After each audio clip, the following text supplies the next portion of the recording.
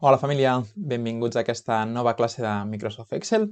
Avui tractarem de les funcions, ens centrarem en una o dues funcions de cerca.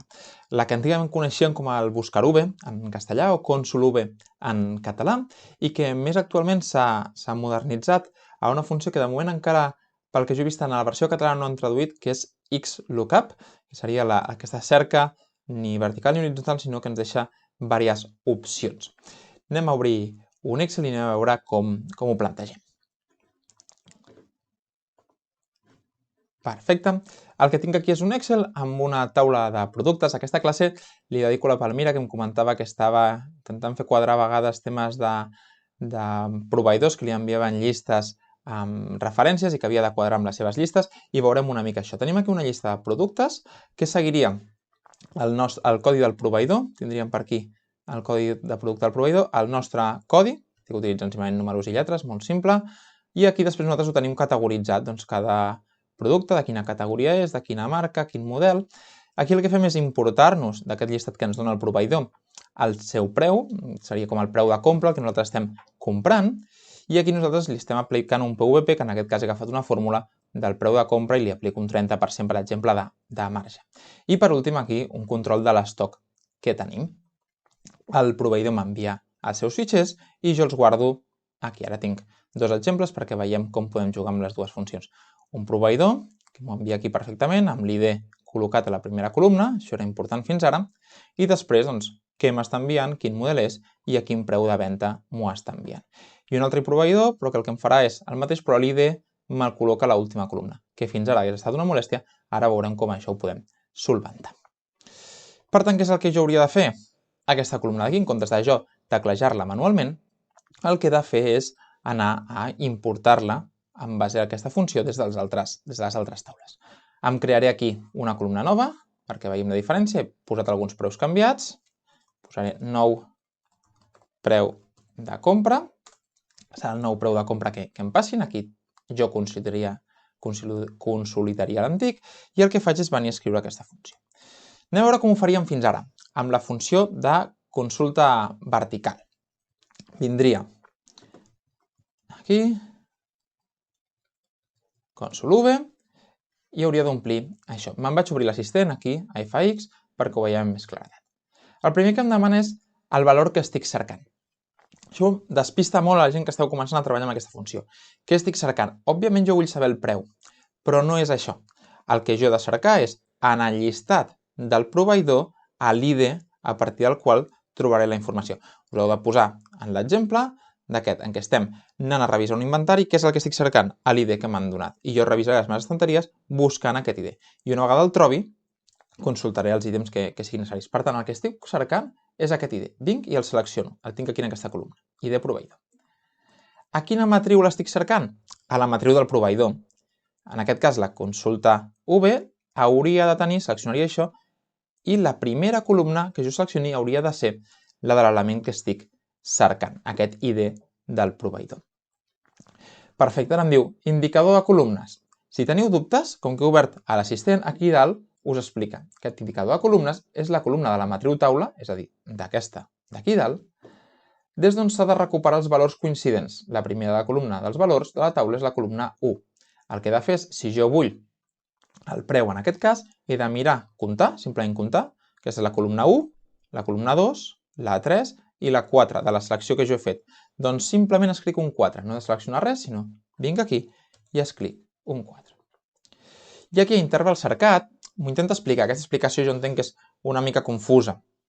Us diu, és un valor lògic per trobar la coincidència més propera a la primera columna.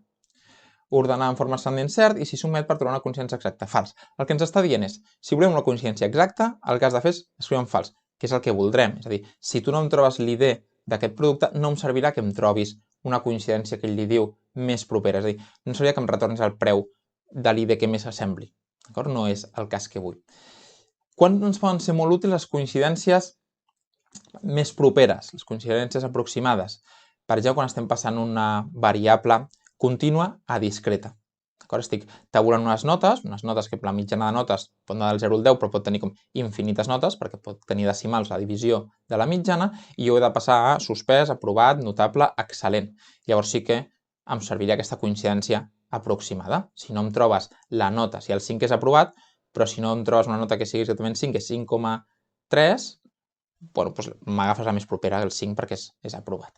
En aquest cas, l'únic que he de fer és escriure fals, i si no, informàticament li poso un 0, que és el mateix que escriure fals. I aquí ja estic veient que m'està donant 43,7 euros, és el nou preu que em marca el proveïdor. Li dic que d'acord. A veure si m'ho agafa. D'acord, no m'ho estàs agafant, no sé què m'està fent l'Excel, m'està fent una tonteria. Ara sí, ara m'ho ha agafat, 43,7. I això ho podria traslladar cap a baix. Si ho trasllado, ens hem de recordar bloquejar el que s'hagi de bloquejar, la cel·la 2 no la voldré bloquejar perquè la vull tirar cap a baix, i aquí sí que F4 per bloquejar això, F4 per bloquejar això. Ho arrossegaré cap a baix, i ara m'han posat els nous preus. De tal manera, si vaig a mirar que coincideixin, 43 i 37, 43 i 37, en aquest cas ho tinc que per ordre, no hauria d'estar en ordre, no té per què estar en ordre. D'acord? I ara ja ho tindria. De fet, aquí el que podríeu fer-vos, per exemple, algun format condicional que us avisés si ha canviat algun preu. Aquest és el preu de compra que jo tenia, si tinc algun nou preu de compra aquí, marca-m'ho. D'acord? Que em surti un vermell, alguna cosa, per veure si aquesta cel·la és diferent d'aquesta, que em posi un format condicional. I com faríem si el proveïdor m'ho ha plantejat d'aquesta manera? Tinc a l'última columna. Fins ara no ho podíem fer, ho havíem de fer servir un parell de funcions juntes, que et liava molt. Ara tenim aquesta nova funció i ho farem a partir d'això, amb aquest exemple del proveïdor 2. Vindré aquí i utilitzo. Un altre aspecte que em serviria per comentar-vos amb la nova funció, que aquí no es pot fer. Si no trobés, si hi hagués una idea que no el trobés, em sortiria això, un error de no trobat, i hauria de fer servir una funció com isError per poder ficar-ho maco. Ara veureu que en aquest nou cas sí que podem jugar amb això.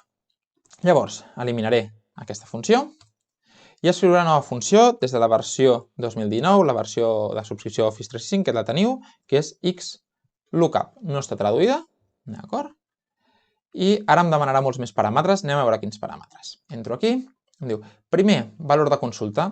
Perfecte, aquesta me la sé, és l'ID, igual que abans. Matriu de consulta. Aquí és exactament on s'ha de cercar.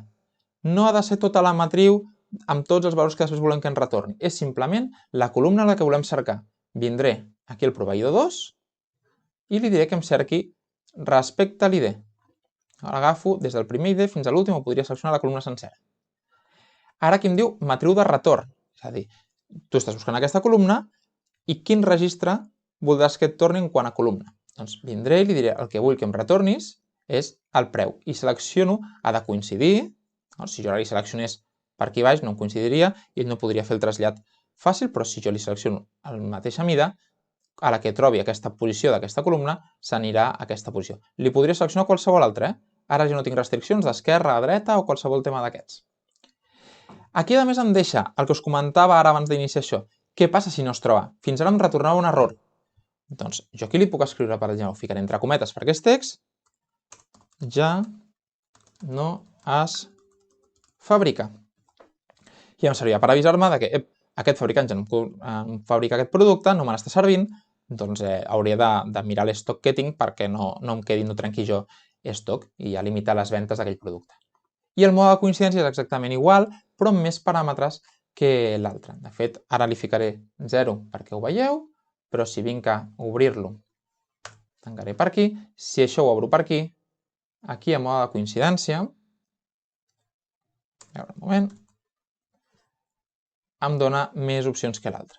Abans sempre tenia un 0 i un 1, un cert i un fals, i aquí, a més, si és exacte, entenem tots el que és exacte, i si és inexacte, li puc configurar algunes coses. Per tant, hi posaré aquest 0 i ja ho tindria. Ara arrossego cap a baix, bloquejant, primer de tot, aquí, bloquejo això d'aquí, les matrius de cerca, l'altre ho deixo lliure i arrossego cap a baix. I ja tinc perfectament a les meves dades del llistat que em dona el proveïdor, ja les tinc passades altra vegada aquí.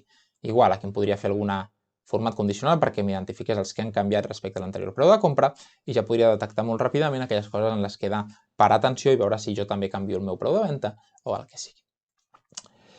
Si això ho volguéssim actualitzar, l'únic que hauríem de fer, deixo aquesta funció feta, aquí els nous preus me'ls traslladaria aquí, una vegada ja els hagi vist, ja els he revisat, veig que estan correctes, Ctrl+C, ho enganxo aquí, ull, com a valors, botó dret i enganxar com a valors per tenir els nous preus, així ja consolido aquests preus nous una vegada revisats, i després el que vindré és aquí a proveïdor, el llistat on sigui, i quan el proveïdor em porti les noves dades, l'únic que faré serà importar-les aquí, copiant i enganxant des del seu fitxer, o, si ja teniu més nocions, venint aquí i obtenint les dades des del seu fitxer, de tal manera que ho podríem deixar fins i tot connectat al seu fitxer, i inclús, si tenim una connexió, per exemple, en línia, doncs podríem agafar amb la seva base de dades en línia, d'acord? Heu de revisar, podríeu crear-vos un ODBC o des de la seva web per captar aquestes dades de forma totalment automàtica.